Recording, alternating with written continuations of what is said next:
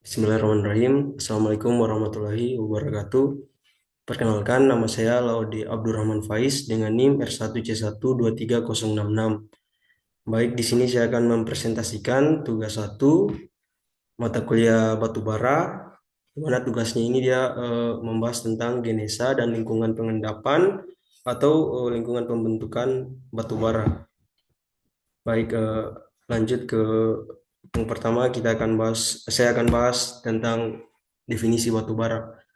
Menurut Elliot 1981, batu bara ini dia termasuk batuan sedimen.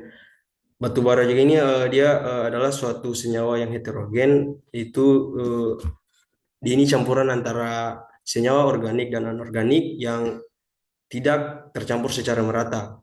Batu bara juga terdiri dari unsur-unsur karbon, hidrogen, dan oksigen sebagai unsur utama, serta memiliki unsur tambahan seperti unsur belerang atau sulfur dan nitrogen. Batu bara ini mengandung zat mineral dan juga memiliki suatu senyawa anorganik. Beberapa jenis batu bara dapat diubah menjadi kokas. Kokas ini adalah bahan bakar padat berkarbon tinggi yang dihasilkan dari pemanasan batu bara atau residu minyak bumi tanpa udara pada suhu tinggi.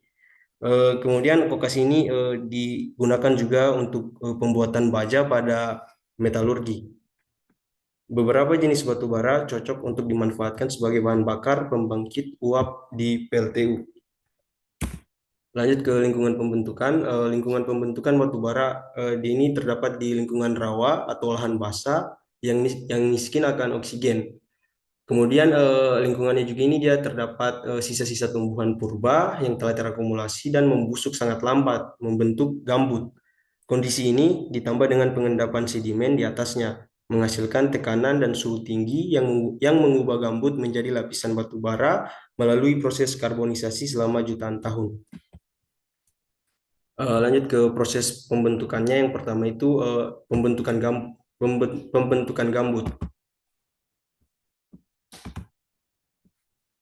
Baik, batu bara ini pertama terbentuk pada zaman Paleozoik dan berikutnya pada zaman Cenozoik meliputi periode tersier yaitu Eosen, Oligosen, Miosen, dan Pliosen serta periode kuaternari. Pembentukan gambut dalam batu bara diawali pada batu bara yang muda masih terdapat ranting, daun, spora, biji, dan resin sebagai sisa tumbuhan. Bagian-bagian tumbuhan terurai di bawah kondisi aerob menjadi karbon dioksida, air, amoniak, serta dipengaruhi oleh iklim. Proses ini juga disebut proses pembentukan humus atau humification dan sebagai hasilnya adalah gambut. Pada zaman batu bara, iklim bumi tropis, eh, dia berbagai tumbuhan tumbuh subur di daerah rawa, membentuk hutan tropis setelah banyak tumbuhan yang mati dan menumpuk. Tanah dan tumpukan ini semakin lama semakin tebal, menyebabkan bagian dasar dari rawa turun secara perlahan-lahan dan material tumbuhan diuraikan oleh bakteri-bakteri dan jamur.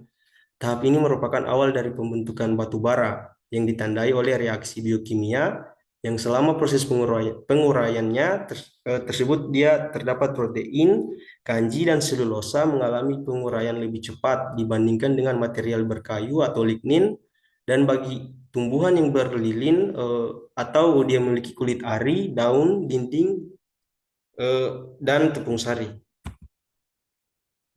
Lanjut ke proses pembentukan yang kedua, yaitu ada pembentukan lignit.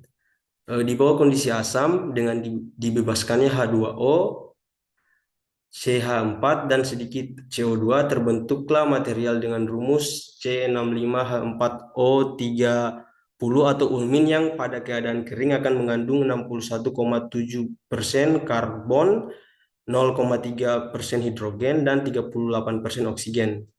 Seiring dengan perubahan topografi daerah sekelilingnya, gambut menjadi terkubur di bawah lapisan lanau atau silt dan pasir yang diendapkan oleh sungai dan rawa. Kemudian semakin dalam dia terkubur, semakin bertambah timbunan sedimen yang menghimpitnya, sehingga tekanan pada lapisan gambut bertambah, serta suhu akan bertambah. Dan tahapan ini disebut sebagai tahapan metamorfik dalam pembentukan batu bara.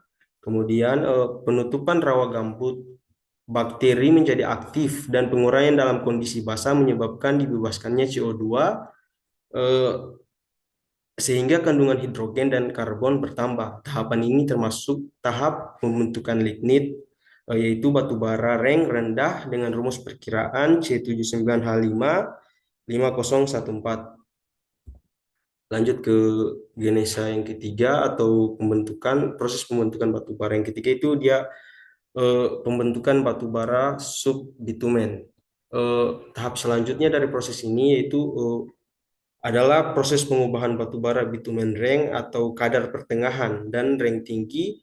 Pada tahap ini kandungan hidrogennya dia tetap tetap atau konstan dan kandungan oksigennya turun. Produk samping dari tahap ini adalah CH4 atau metan, CO2 atau karbon dioksida dan H2O atau air. Lanjut ke proses pembentukan batu bara yang keempat yaitu pembentukan bitumen. Dalam tahap pembentukan batu bara bitumen, kandungan hidrogennya dia turun dengan menurunnya jumlah kandungan oksigen secara perlahan-lahan. Produk samping dari tahap ini adalah CH4, CO2, dan H2O. Lanjut ke proses pembentukan yang terakhir yaitu pembentukan antrasit.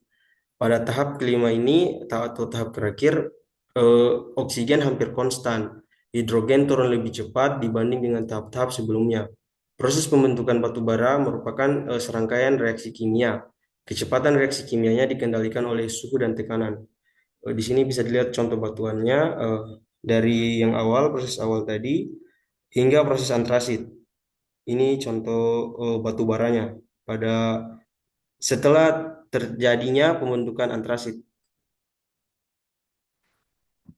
Baik, sekian presentasi dari saya. Bila ada kesalahan kata, mohon dimaafkan. Saya akhiri dengan ucapan wabillahi taufiq wal hidayah. Wassalamualaikum warahmatullahi wabarakatuh.